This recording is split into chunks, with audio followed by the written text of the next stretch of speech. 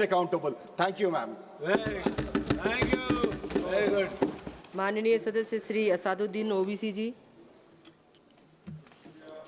मोहतरमा चेयरमैन साहिबा, मैं शुरुआत में अपनी तरफ से ताज़ियत पेश करना चाहूँगा उन 26 लोगों को जिनका नाम पूछकर और मुसलमान नहीं होने के नाते पर उनको गोली मारकर कत्ल कर दिया गया।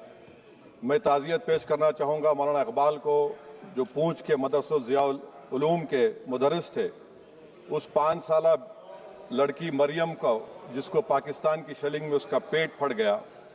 मैं ताज़ियत पेश करना चाहूँगा मैडम ज़ैन अली और उर्वा फातिमा, इन दो जुड़वा भाई बहनों को जिनकी उम्र 14 साल थी, लांस नायक दिनेश कुमार को, बीएसएफ के सब इंस्पेक्टर मोहम्मद इम्तियाज़ को। मैं शुक्रिया अदा करना चाहूँगा कश्मीर की आवाम का कि उन्होंने पहलगाम के वाक़े के बाद मस्जिदों से ऐलान किया मजम्मत का, बग़ैर किसी के बोलने पर रोड पर निकलकर उन्होंने पाकिस्तान से आए हुए दहशतगर्दों की मजम्मत की।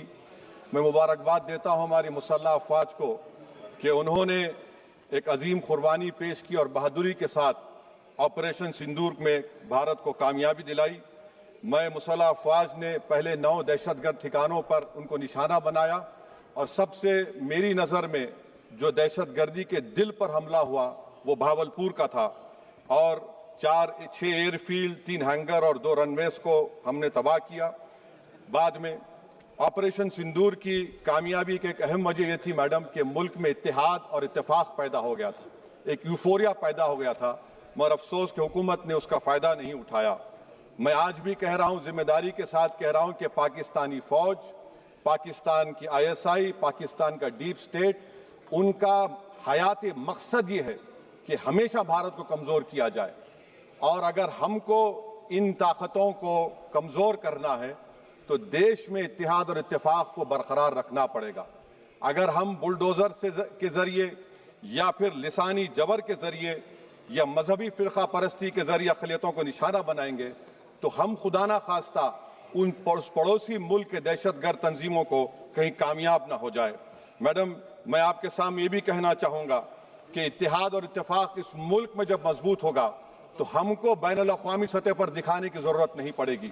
मैं आपकी तरफ से हुकूमत से चंद सवालात करना चाहूँगा कि वज़ीर आज़म ने कहा कि खून और पानी एक साथ नहीं बह सकते, आतंकवाद और बातचीत एक साथ नहीं हो सकती।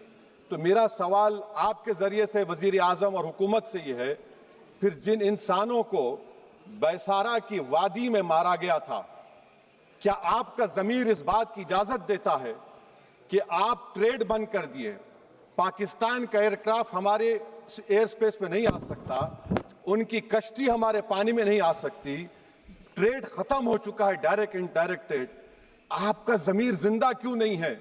किस सूरत से आप पाकिस्तान से क्रिकेट मैच खेलेंगे जब हम पानी नहीं दे रहे हैं? 80% पानी पाकिस्तान का हम रोक रहे हैं, ये कहकर के पानी और खून नहीं बहेगा, आप क्रिकेट मैच खेलेंगे? मैडम, मेरा ज़मीर तो गवारा नहीं करता कि मैं उस मैच को देखूंगा।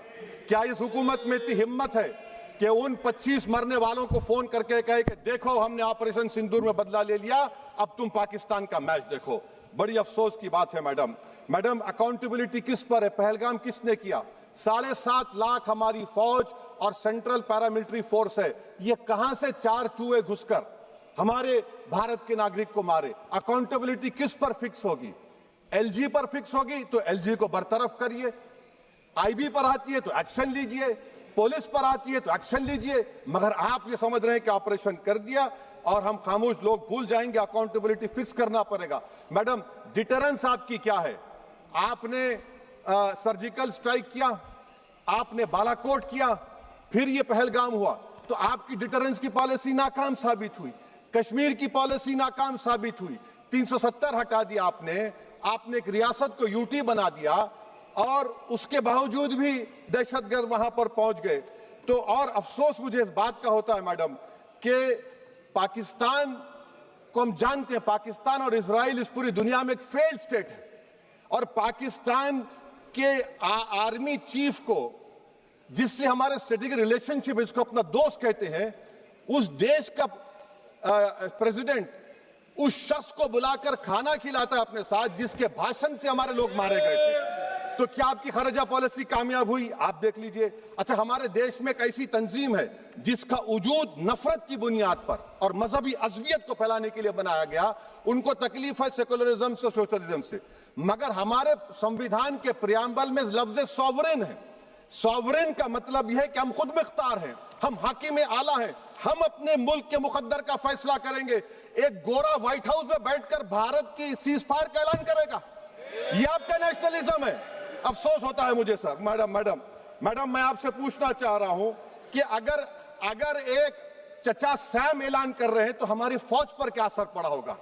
हमारे उन पायलटों पर क्या असर पड़ेगा जो नहीं मालूम कितनी ऊपर आसमानों पर भारत की हिफाजत कर रहे हैं? वो नेवी का सिपाही जो समंदर में खड़ा हुआ है, उसको यह नहीं मालूम हो रहा है कि मेरा प्रधानमंत्री ऐलान नहीं किया, एक गोरे ने ऐलान किया। बड़ा ये आपके कैसा होगा ये? मैडम मेरा सवाल हुकूमत से यह भी है कि हम कोई एडवर्सेरियल कंट्री नहीं है अमेरिका के लिए, हम दोस्त हैं, स्ट्रेटेजिक रिलेशनशिप है। क्या क्या एग्रीमेंट हमने साइन नहीं किया, तो क्या ये दोस्ती निभा रहे हैं? मैडम मैं हिस्टोरिकल एग्जांपल दे रहा हूं, क्रुश्चेव और टीटो। क्रुश्चेव ने दबाव डाला, टीटो ने कहा मैं नहीं मानता, मैं नैम ज्वाइन करूंगा। मैडम फ्रांस और यूएसए, डिगोल को जब यूएसए ने दबाव डाला तो डिगोल ने कहा कि तुम दोस्त हो मगर हमारी खारिजा पॉलिसी आजाद ना है। मैडम वहीं पर आप देखिए गुजराल साहब, जिसको कहते सबसे कमजोर थे, वजीर आजम थे, उन्होंने बहादुरी का मजारा किया, रिफूलिंग करने नहीं दिया। वियतनाम 20 साल यूएसए से लड़ा मगर झुका नहीं, और हम उनको बोल भी नहीं पा रहे।